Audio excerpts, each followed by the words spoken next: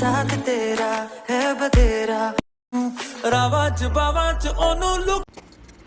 চলুন আমিও আলু কাটা স্টার্ট করে দিয়েছি। যেহেতু আমাদের ঘরে কম লোক তাই জন্য আমি দুটো আলু নিয়েছি। আলু কাটা আমার কমপ্লিট। এবার কিন্তু আমি মটরটা সেদ্ধ করতে বসিয়ে দিয়েছি।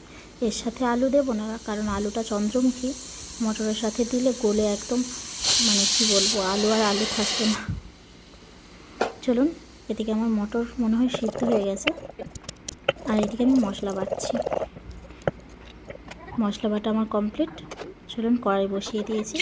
ওখানে বেশি তেল দেওয়া ছিল, এখানে কিন্তু আমি কম করে তেল দিয়েছি, কারণ আমাদের বাড়িতে অত তেল গরমের থেকে তো কেউ খেতে চায় না।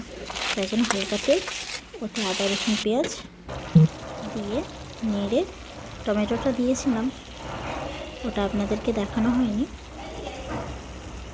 মশলার গা থেকে কিন্তু তেল ছেড়ে গেছে, দেখতে পাচ্ছেন আপনারা।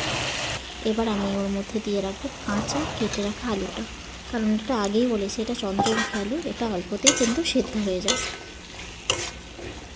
এবার নাড়তে থাকলাম।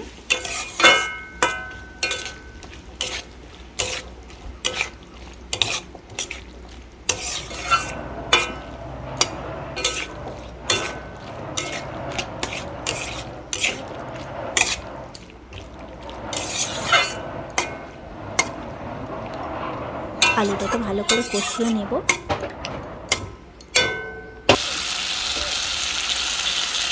এবার অল্প করে নুন দিয়ে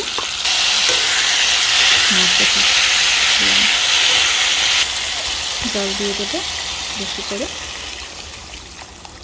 কারণ মটরটা যেহেতু সিদ্ধ আছে, কুকারেতে দিয়েছিলাম তো একটু বেশি সিটি পড়ে গেছে, তাই জন্য মটরের কলাইটা একটু নরম আছে।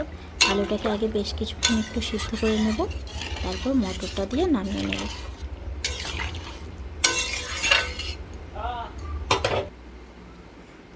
চলুন, আলু আর মটর আমি এর মধ্যে দিয়ে দিয়েছিলাম। এবার এটা কিন্তু হয়ে গেছে, আর কিছুক্ষণ বেশ ফুটিয়ে নামিয়ে নেব। কেমন লাগলো ভিডিওটি জানাতে ভুলবেন না।